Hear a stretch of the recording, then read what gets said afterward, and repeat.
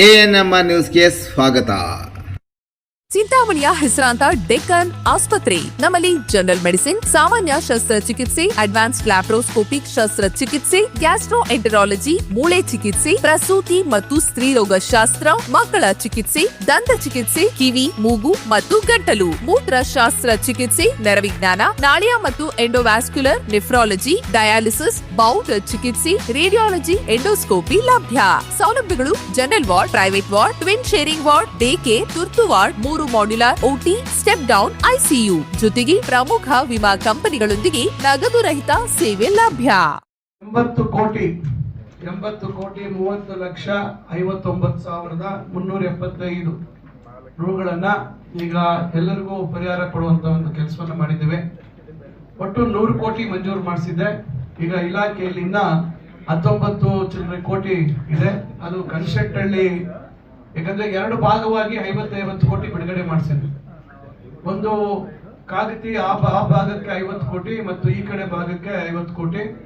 ಇಲ್ಲಿ ಸ್ವಲ್ಪ ದಾಖಲೆಗಳು ಇನ್ನ ಪರಿಶೀಲನೆ ಇದೆ. ಸ್ವಲ್ಪ ಏನು ಯಾರು ಹೆಸರು ಕೊಡ್ಬೇಕು ಅನ್ನೋಂಥದ್ದು ಅಲ್ಲಿ ಒಂದು ಸ್ಪೀಕಿಂಗ್ ಆರ್ಡರ್ ಮಾಡಬೇಕು ಅಂತೇಳಿ ಅದೊಂದು ಪೆಂಡಿಂಗ್ ಇದೆ.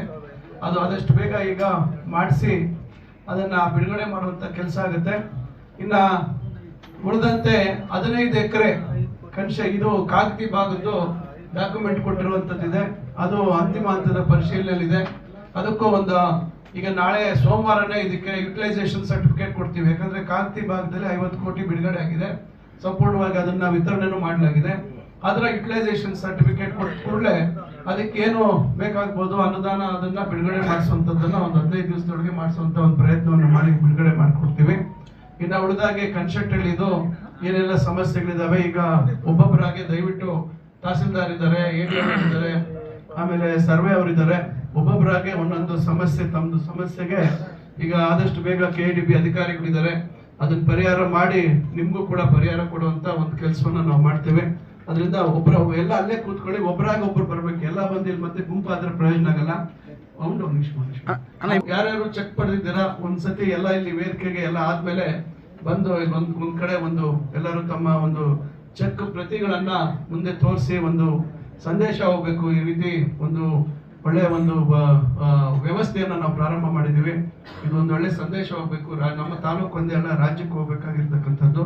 ಇದನ್ನ ಈ ರೀತಿ ರೈತರು ಸಹಕಾರ ಕೊಟ್ಟಿರ್ತಕ್ಕಂಥದ್ದು. ಅದೇ ರೀತಿ ಸರ್ಕಾರ ಕೂಡ ಸ್ಪಂದಿಸಿ ಯಾವುದೇ ರೀತಿ ಅವರ ಮೇಲೆ ಅವರಿಗೆ ತೊಂದರೆ ಆಗದ ರೀತಿಯಲ್ಲಿ ಪರಿಹಾರವನ್ನು ಸಹ ತ್ವರಿತವಾಗಿ ಬಿಡುಗಡೆ ಆಗಿದೆ ಅಂತಕ್ಕಂಥದ್ದು ಹೋಗ್ಬೇಕಾಗಿದೆ. ಅದರಿಂದ ತಮಗೆ ಗೊತ್ತಿದೆ, ಮೊದಲನೇ ಹಂತದಲ್ಲಿ ಸುಮಾರು 12 ಕೋಟಿಯನ್ನು ನಾವು ಕೊಟ್ಟಿದ್ವಿ. ನಂತರ ಸುಮಾರು 19 ಕೋಟಿ ಬಿಡುಗಡೆ ಮಾಡಿದ್ವಿ. ಈಗ 80 ಕೋಟಿ ಆಗಿದೆ. ಈಗ ಸುಮಾರು 110 ಕೋಟಿಗಿಂತ ಹೆಚ್ಚು ಅನುದಾನವನ್ನ ನಾವು ಪರಿಹಾರವನ್ನು ಕೊಡುವಂತ ಕೆಲಸ ಮಾಡಿದ್ವಿ. ಮುಂದಿನ ದಿನಗಳಲ್ಲಿ ಇನ್ನ ಸುಮಾರು 200-250 ಕೋಟಿ ಅಷ್ಟು ನಾವು ಪರಿಹಾರವನ್ನ ಕೊಡುವಂತ ಕೆಲಸ ಇದೆ. ಯಾಕಂದ್ರೆ ಬಹಳಷ್ಟು ದಾಖಲಾತಿಗಳ ಪರಿಶೀಲನೆ, ಅದರಿಂದ ಇವೆಲ್ಲ ನಾನು ಅದಕ್ಕೆ ತಹಸೀಲ್ದಾರ್ ಅವರು ಇವರೆಲ್ಲರಿಗೂ ಸಮಯ ವ್ಯರ್ಥ ಮಾಡ್ತೀರಾ, ಬೇಗ ಆ ದಾಖಲಾತಿಗಳನ್ನ ನೈಜತೆ ಇನ್ನೇನೇನು ದಾಖಲಾತಿ ಕೊಡಬೇಕು. ಇನ್ನು ಯಾವ್ದಾದ್ರು ಗ್ರಾಂಟ್ ಆಗದೆ ಇರುವಂತದ್ದು, ಯಾವ್ದು ಗ್ರಾಂಟ್ ಆಗುವಂತದ್ದಕ್ಕೆ ಅರ್ಹರಿದ್ದಾರೆ ಅದನ್ನು ಕೂಡ ನಾವು ದರ್ಖಾಸ್ತ್ ಕಮಿಟಿಯಲ್ಲಿ ಭೂಸ್ವಾಧೀನಕ್ಕೆ ಮಾತ್ರ ಅಂತೇಳಿ ಗ್ರಾಂಟ್ ಮಾಡುವಂತದ್ದು ಪ್ರಕ್ರಿಯೆ ಕೂಡ ನಾವು ಯಾವ್ಯಾವ್ದು ರೆಕಮೆಂಡ್ ಆದ್ರೆ ಅದನ್ನು ನಾವು ತಕ್ಷಣ ಸಭೆಯನ್ನು ಕರೆದು ಅದರಲ್ಲಿ ಮಾಡ್ಕೊಂಡಂಥದ್ದು ಮಾಡ್ತೀವಿ. ಈಗಾಗಲೇ ಮಸ್ತೇನಹಳ್ಳಿಯಲ್ಲಿ ನಾವು ಈಗಾಗಲೇ 2 ಆ ರೀತಿ ಕೊಟ್ಟಿದ್ದೀವಿ. ಇನ್ನ ಕೆಲವು ಇದಾವೆ ಅಲ್ಲಿ ಸಮಸ್ಯೆಗಳು ಎಲ್ಲ ಸ್ಪಷ್ಟತೆ ಇದ್ದು ಯಾವುದೇ ಗೊಂದಲ ಇಲ್ಲ ಅಂದ್ರೆ ನಾವು ಅದನ್ನ ಬೇಗ ಕೊಡುವಂಥದ್ದಿದೆ. ಸಣ್ಣ ಪುಟ್ಟ ವ್ಯಾಜ್ಯಗಳಿರ್ತವೆ. ಈಗ ಹೆಣ್ಮಕ್ಳು ಏನು ನಮಗೆ ಬೇಕು ಭಾಗ ಅನ್ನುವಂಥದ್ದು, ಇಂಥವೆಲ್ಲ ಸ್ವಲ್ಪ ತಡ ಆಗುತ್ತೆ. ಸೊ ಇದು ಬೇಗ ಇತ್ಯರ್ಥ ಆಗ್ಲಿದ್ದಾಗ ನಾವೇನ್ ಮಾಡ್ತೀವಿ, ಅಕಸ್ಮಾತ್ ಏನಾದ್ರು ಕೋರ್ಟ್ ಕೇಸು ಮತ್ತೊಂದಾಗಿದ್ರೆ ನಾವು ಅದನ್ನ ಕೋರ್ಟ್ಗೆ ಅದನ್ನ ಪರಿಹಾರ ಹಣವನ್ನ ಇಲಾಖೆಯವರು ಡೆಪಾಸಿಟ್ ಮಾಡಿಬಿಡ್ತಾರೆ. ಅಂತಿಮವಾಗಿ ಕೋರ್ಟ್ ಅಲ್ಲಿ ಯಾರ ಪರ ಆಗ್ದಾಗ ಅವಾಗ ಅದು ಬಿಡುಗಡೆ ಆಗುತ್ತೆ. ಅದರಿಂದ ಯಾಕಂದ್ರೆ ಇದನ್ನ ಕಾಯ್ಕೊಂಡಿರಕ್ಕಾಗಲ್ಲ. ಕೋರ್ಟ್ ಕೇಸು ಮತ್ತೊಂದಿದ್ರೆ ಅದಕ್ಕೆ ಆದಂತ ರೀತಿಯಲ್ಲಿ ಒಂದು ಪ್ರಯತ್ನವನ್ನ ಮಾಡ್ತೇವೆ. ಈಗಾಗಲೇ ಮಾಲ್ಕಿಗಳ ಸಂಬಂಧಪಟ್ಟಂತೆ ಈಗ ಸುಮಾರು 20 ಕೋಟಿ ಬಿಡುಗಡೆ ಮಾಡಬೇಕು ಅಂತ ಈಗಾಗಲೇ ಅದನ್ನ ನಾವು ಇದು ಮಾಡಿದ್ದೀವಿ. ಅದನ್ನು ಬಹುಶಃ ಇನ್ನೊಂದು 15-20 ದಿವಸ, ಯಾಕಂದ್ರೆ ಕೆಲವ್ರಿಗೆ 5 ಲಕ್ಷ 10 ಲಕ್ಷ ಈ ತರ ಇದೆ. ಅಲ್ಲಿ ಅದೇನು ದೊಡ್ಡ ಮಟ್ಟದಲ್ಲಿ ಇಲ್ಲ. ಸುಮಾರು 110 ಗಿಡಗಳಿಗೆ ಒಂದು ಗಿಡಕ್ಕೆ 10,000 ರೂಪಾಯಿಯಲ್ಲಿ ನಿಗದಿಯಾಗಿದೆ. ಪರಿಷ್ಕರಣೆ ಆಗಿದೆ. ಹಿಂದೆ 25,000 ಇತ್ತು. ಆ 25,000 ಇದ್ದಂಥ ಕಾರಣದಿಂದ ಕೆಲವರು ಅದನ್ನ ದುರುಪಯೋಗ ಮಾಡಿಕೊಂಡು ಬೇರೆ ಭಾಗಗಳಿಂದ ಖಮ್ಮಮ್ಮ ಮತ್ತು ರಾಜಮಂಡ್ರಿಯಿಂದ ಗಿಡಗಳನ್ನ ತಂದು ಉಣಿಸಿ ಒಂದು ರೀತಿ ಇಡೀ ರಾಜ್ಯಕ್ಕೆ ಕೆಟ್ಟ ಹೆಸರು ಬರೋ ರೀತಿಯಲ್ಲಿ ಒಂದು ಪ್ರಯತ್ನ ಆಗಿತ್ತು. ಸುಮಾರು ಕೆಲವರು 200 ಗಿಡ ಅಂತ ಹೇಳಿ ಅದಕ್ಕೆ ಪರಿಹಾರ ತಗೊಂಡಿದ್ದಾರೆ. ಈಗ ಅದು ಕೂಡ ತನಿಖೆ ಆಗಬೇಕು ಮತ್ತು ಅದರಿಂದ ರೈತರು ಯಾರು ಈ ತರ ಸುಳ್ಳು ಮಾಹಿತಿಯನ್ನ ಕೊಟ್ಟು ತಗೊಂಡಿದ್ದಾರೆ ಅದನ್ನು ಕೂಡ ಅವರಿಂದ ವಸೂಲಾತಿ ಆಗಬೇಕು ಅಂತಕ್ಕಂಥದ್ದು ತೀರ್ಮಾನ ಆಗಿದೆ. ಅವರಿಂದ ಕಾನೂನು ರೀತಿಯ ಕ್ರಮ ಆಗುತ್ತೆ. ಅಧಿಕಾರಿಗಳು ಯಾರು ಇದಕ್ಕೆ ಶಾಮೀಲಾಗಿದ್ದಾರೆ ಆ ಸಂದರ್ಭದಲ್ಲಿ ಅವ್ರ ಮೇಲೂ ಕೂಡ ಕ್ರಮ ಆಗೋದಕ್ಕೆ ಬೋರ್ಡ್ ಅಲ್ಲಿ ತೀರ್ಮಾನ ಆಗಿ ಸರ್ಕಾರ ಕೂಡ ಅದಕ್ಕೆ ಆದೇಶ ಮಾಡಿದೆ. ಈಗ ಇಡೀ ರಾಜ್ಯಕ್ಕೆ ಅನ್ವಯಿಸುವಂತೆ ಮಾವಿನ ಗಿಡಕ್ಕೆ 10,000 ರೂಪಾಯಿ. ನನಗಿರುವಂತ ಮಾಹಿತಿ ಏನ್ 25,000 ಇತ್ತು ಹಿಂದೆ, ಈ ಏಜೆಂಟ್ಗಳು ಎಲ್ಲರೂ ಸೇರಿ ಅರ್ಧ ಅವ್ರು ತಗೊಂಡೋದು, ಉಳಿದಿದ್ದು ರೈತರು ಕೊಡೋದು. ಈಗ ಸ್ವಲ್ಪ ಹೆಚ್ಚು ಕಮ್ಮಿ ರೈತರಿಗೆ ನೇರವಾಗಿ ಯಾವುದೇ ಏಜೆಂಟ್ರು ಮತ್ತೊಬ್ರು ಇಲ್ದಿರೋ 10,000 ಏನು ಅವರಿಗೆ ಒಂದು ಗಿಡಕ್ಕೆ ಸಿಗುವಂತದ್ದಾಗ್ತಾ ಇದೆ. ಅದರಿಂದ ಈ ತರ ಮಧ್ಯವರ್ತಿಗಳು ಕೆಲವರೆಲ್ಲ ಸೇರ್ಕೊಂಡು ವ್ಯವಸ್ಥೆಯನ್ನು ಹಾಳು ಮಾಡುವಂತ ಪ್ರಯತ್ನ ಮಾಡಿದ್ರು. ಬರೀ ನಮ್ಮ ಚಿಂತಾಮಣಿ ಒಂದೇ ಅಲ್ಲ, ಬೇರೆ ದಿಕ್ಕುಗಳಲ್ಲಿ ಎಲ್ಲೆಲ್ಲಿ ಸರ್ಜಾಪುರ ಇರ್ಬೋದು, ಗೌರಿಬಿದನೂರು ಇರ್ಬೋದು, ಇನ್ನ ದೇವನಹಳ್ಳಿ ಇರ್ಬೋದು, ಅಲ್ಲೆಲ್ಲ ಹೋಗಿ ಈ ತರ ಗಿಡ ಹಾಕ್ಬೋದು, ಗಿಡ ಹಾಕ್ಬಿಟ್ರೆ ಇಷ್ಟು ದುಡ್ಡು ಸಿಗತ್ತೆ, ನೀವು ನಮ್ಮ ಜೊತೆ ನೀವು ಶಾಮೀಲಾಗಿ ಅಂತಕ್ಕಂಥ ಪ್ರಯತ್ನಗಳನ್ನ ಮಾಡಿದ ಮೇಲೆ ಅಧಿಕಾರಿಗಳಿಗೆ ನಾನು ನಿರಂತರವಾಗಿ ಇದನ್ನ ಎಚ್ಚರಿಕೆಯನ್ನು ಕೊಡ್ತಾ ಇದ್ದೆ. ಕಡೆಗೆ ಅವ್ರಿಗೂ ಇದು ಮನವರಿಕೆ ಆಯಿತು.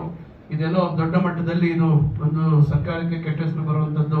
ಹಿಂದೆ ಈ ದುರುಪಯೋಗ ಮಾಡಿದ್ದಾರೆ ಹಿಂದಿನ ಸರ್ಕಾರದ ಅವಧಿಯಲ್ಲಿ. ಈಗ ನಮ್ಮ ಸರ್ಕಾರ ಬಂದ ಮೇಲೆ ಅದಕ್ಕೆ ಆಸ್ಪದ ಕೊಟ್ಟಿಲ್ಲ.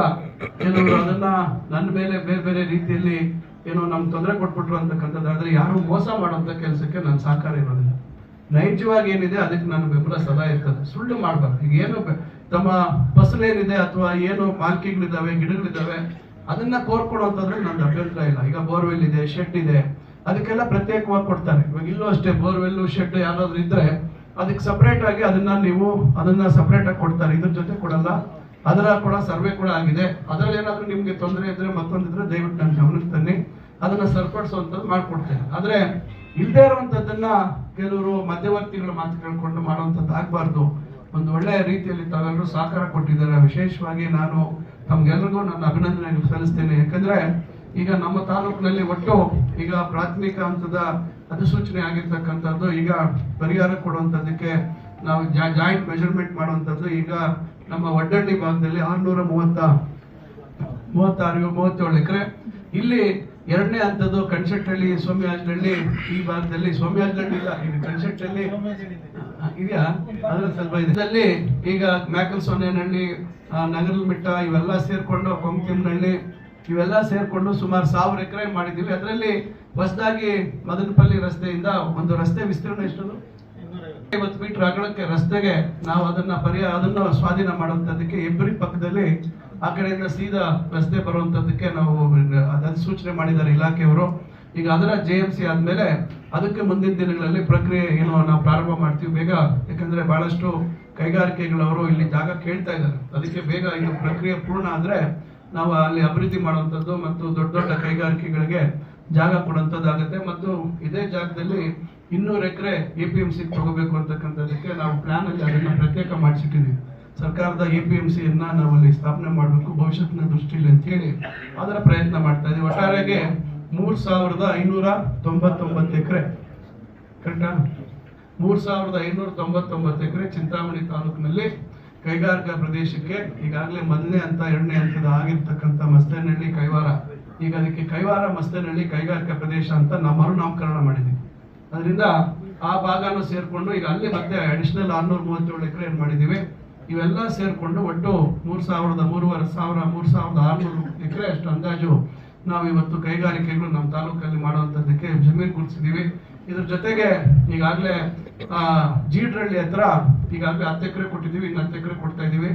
ಡ್ರೋನ್ ಏನಿವತ್ತು ತಾವು ಡ್ರೋನ್ ಟೆಸ್ಟಿಂಗ್ ಫೆಸಿಲಿಟಿ ಮಾಡುವಂತದ್ದಕ್ಕೆ ಈಗಾಗಲೇ ಅಲ್ಲಿ 20 ಎಕರೆ ಕೊಡುವಂತದ್ದಾಗ್ತಾ ಇದೆ. ಮತ್ತೆ electric vehicle testing, electric vehicle city ಅಂತ ಹೇಳಿ ಅದೊಂದು 150 ಎಕರೆ ಅದು ಸಂಪೂರ್ಣವಾಗಿ ಸರ್ಕಾರಿ ಜಾಗ ಗುರುತಿಸಿದೀವಿ. ಅದು ನಮ್ಮ ಯರಕೋಟೆ ಮತ್ತು ದೋಮಲ್ಪಲ್ಲಿ ಘಟ್ಟ ಇವೆರಡು ನಂಬರ್ಗಳಲ್ಲಿ 150 ಎಕರೆಯನ್ನ ಅದಕ್ಕೆ ಕೊಡುವಂತ ಒಂದು ಪ್ರಕ್ರಿಯೆ ಪ್ರಾರಂಭ ಆಗ್ತಾ ಇದೆ. ಈಗ ಅದು ಕೂಡ ಸಂಬಂಧಪಟ್ಟವ್ರು ಬಂದು ನೋಡ್ಕೊಂಡು ಹೋಗಿ ನಮ್ಗಿದು ಕೊಡ್ಲಿ ಅಂತ ಹೇಳೋ ಉತ್ತರ ಕರ್ನಾಟಕ ಭಾಗಕ್ಕೆ ಹೋಗುವಂತದ್ದನ್ನ ನಾವು ಅದನ್ನ ಇಲ್ಲೇ ಆಗ್ಬೇಕು ಅಂತ ಹೇಳಿ ಒಂದು ಪ್ರಯತ್ನ ಮಾಡಿದೀವಿ. ಅದರಿಂದ ಒಟ್ಟಾರೆಯಾಗಿ ಕೈವಾರ ಈ ಕಡೆ ಭಾಗ ಮತ್ತು ಈ ಕಡೆ ಭಾಗ ಏನು ಇದು ಉತ್ತರಕ್ಕೂ ಮತ್ತು ಉತ್ತರಕ್ಕೆ ಮತ್ತು ದಕ್ಷಿಣದ ಭಾಗದ ನಮ್ಮ ಕ್ಷೇತ್ರದಲ್ಲಿ ಕೈಗಾರಿಕೆಗಳು ಆಗ್ಬೇಕು ಅಂತಕ್ಕಂಥ ಒಂದು ದೂರದೃಷ್ಟಿಯಲ್ಲಿ ಇವತ್ತು ಇವೆಲ್ಲ ಪ್ರಯತ್ನಗಳು ಮಾಡ್ತಾ ಇದೀವಿ. ರೈತರು ಕೂಡ ನಾವು ಕೂಡ ಹೆಚ್ಚಾಗಿ ಜಾಸ್ತಿ ಫಲವತ್ತಾದ ಭೂಮಿ ಅಂತ ನಾವು ಇದು ಮಾಡಕ್ ಹೋಗ್ತಾ ಇಲ್ಲ. ಎಲ್ಲೆಲ್ಲಿ ಸ್ವಲ್ಪ ಸರ್ಕಾರಿ ಜಾಗನೂ ಇದೆ, ಎಲ್ಲೆಲ್ಲಿ ಕಲ್ಲು ಬಂಡೆ ಮತ್ತೊಂದಿದೆ, ಅಷ್ಟು ದೊಡ್ಡ ಮಟ್ಟದಲ್ಲಿ ಕೃಷಿಗೆ ಯೋಗ್ಯ ಇಲ್ಲೇ ಇರ್ತಕ್ಕಂಥ ಭೂಮಿಯಿಂದ ಹೆಚ್ಚಾಗಿ ಗುರುತಿಸಿದೀವಿ. ಆಮೇಲೆ ಕೆರೆಗಳನ್ನ ತುಂಬಿಸುವಂತ ಕೆಲಸವನ್ನ ಮಾಡ್ತಾ ಇದೀವಿ. ಸಂಸ್ಕರಣೆ ಮಾಡಿರ್ತಕ್ಕಂಥ 2ನೇ ಹಂತದ ಸಂಸ್ಕರಣೆ ಮಾಡಿರ್ತಕ್ಕಂಥ ಒಂದು ನೀರನ್ನ ತಂದು ನಾವು ಅದನ್ನ ಕೆರೆಗಳನ್ನ ಈಗ KC ವ್ಯಾಲಿಯಲ್ಲೂ ಮುರುಗಮಲ ಹೋಬಳಿಯಲ್ಲಿ ಕವರ್ ಮಾಡ್ತಾ ಇದೀವಿ, HL ವ್ಯಾಲಿಯಲ್ಲೂ ಕವರ್ ಮಾಡ್ತಾ ಇದೀವಿ. ಒಟ್ಟು 54 ಕೆರೆಗಳು ಬರೀ ಮುರುಗಮಲ ಹೋಬಳಿಯಲ್ಲಿ ಕವರ್ ಮಾಡ್ತಾ ಇದೀವಿ 2 ಹಂತಗಳಲ್ಲಿ. ಅದರಿಂದ ಈ ರೀತಿ ಹಲವಾರು ಪ್ರಯತ್ನ ಮಾಡ್ತಾ ಇದೀವಿ. ಈಗ ಬೇರೆ ಇನ್ನೊಂದು ಕಾರ್ಯಕ್ರಮ ನನಗಿದೆ, ಅದಕ್ಕೆ ಬೇಗ ಈಗ ಒಬ್ಬೊಬ್ಬರದೇ ವಿಷಯವನ್ನ ತೆಗೆದುಕೊಳ್ತೀವಿ. ಕುಸೋಣ